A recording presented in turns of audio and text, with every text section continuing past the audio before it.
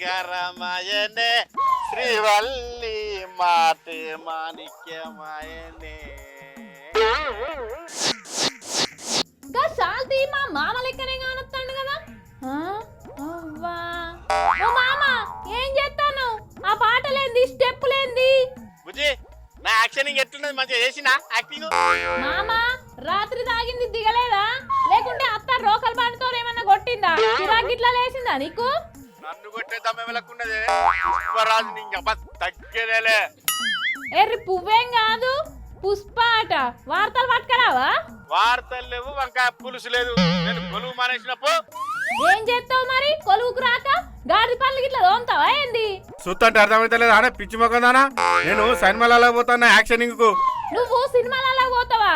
ఇప్పుడు నిన్నెవలే సినిమాలకు తీసుకునేది? ఎవరు తీసుకుంటారు ఎప్పు సినిమాలకు? వాళ్ళు తీసుకోకపోతే ఏందో పోరి, నేనే ఓ సైన్ మంది ఇస్తా. ఏంది నువ్వు సినిమా తీస్తావా? నీ దగ్గర గన్ని పైసలు ఎక్కడి?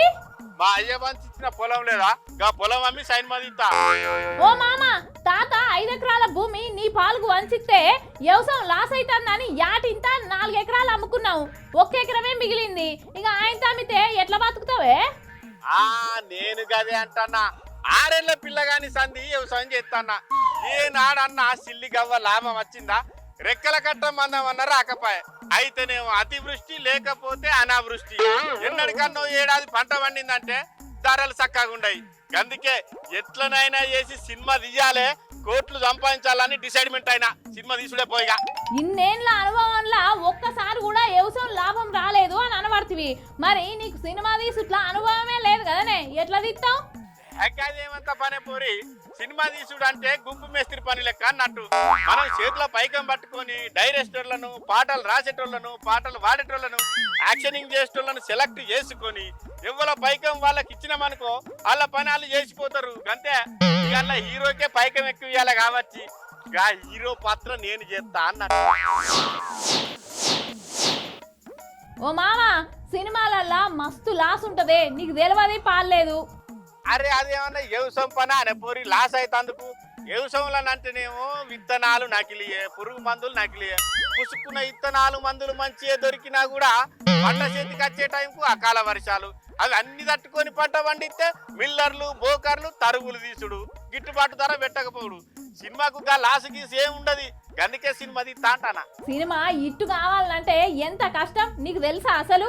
అరే గాయంతో తెలియదా అనే పోరి, సినిమాలో హీరో స్మగ్లింగ్ ఎట్లా చేయాలో చూపియాలి. ఇక హీరోయిన్ కి అయితే ఎంత పొచ్చి బట్టలు ఎత్తే అంత మంచిది. మసిబంత పేగాసంటి ఒక్క జానెడు పేగు పెట్టినామనుకో హీరోయిన్ కి సూపర్ ఉంటది. ఇక పాటలు అంటావా, అతన్ని ఫీలింగ్స్ కలుతున్నాయి సీలింగ్స్ అని పాటలు పెట్టినాం అనుకో మస్తు హిట్ అవుతుంది. ఇక రూపాయలు కూడా పొట్టు పొట్టస్తాయి. సరే గట్నే సినిమా తీసినా కూడా సినిమాకు నువ్వు పెట్టిన పైసలు రాలేదనుకో ఏం చేస్తావు చెప్పు? గిట్టుబాటు ధర రాకుంటుండే తందుకు అవి మక్కలు అనుకున్నావా, పత్తి అనుకున్నావా, మిర్చి అనుకున్నావా, వడ్లు అనుకున్నావా, కోటి రూపాయలు పెట్టి సినిమా తీసినా కూడా మొదటి 2 రోజులు టికెట్ రేట్లు పెంచినాం అనుకో కోటికి 10 కోట్ల రూపాయలు వస్తాయి 2 రోజులలో.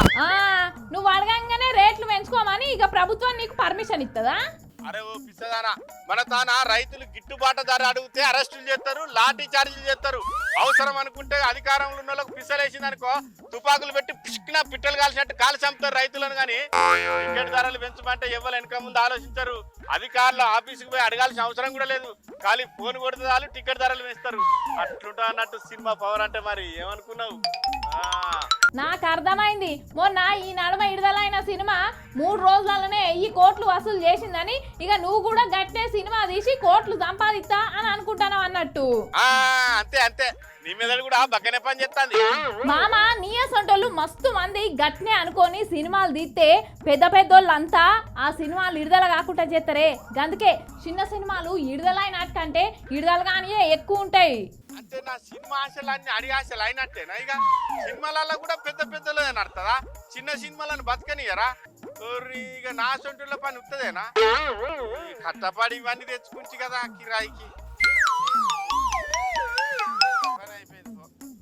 చూసిండ్రు కదా, 100 కోట్లు పెట్టి తీసిన సినిమాలల్లా ప్రజలకు ఉపయోగపడే విషయాలు చాలా తక్కువ ఉంటాయి. ఇక కొన్ని సినిమాలల్లా అసలే ఉండయి, అయినా కూడా వాళ్ళు పెట్టిన ఖర్చు కంటే 10 రెట్లు ఎక్కువ లాభాలు వస్తున్నాయి. ఇక దేశానికి అన్నం పెట్టే రైతన్నకు మాత్రం గిట్టుబాటు ధర దొరకదు మన తాన.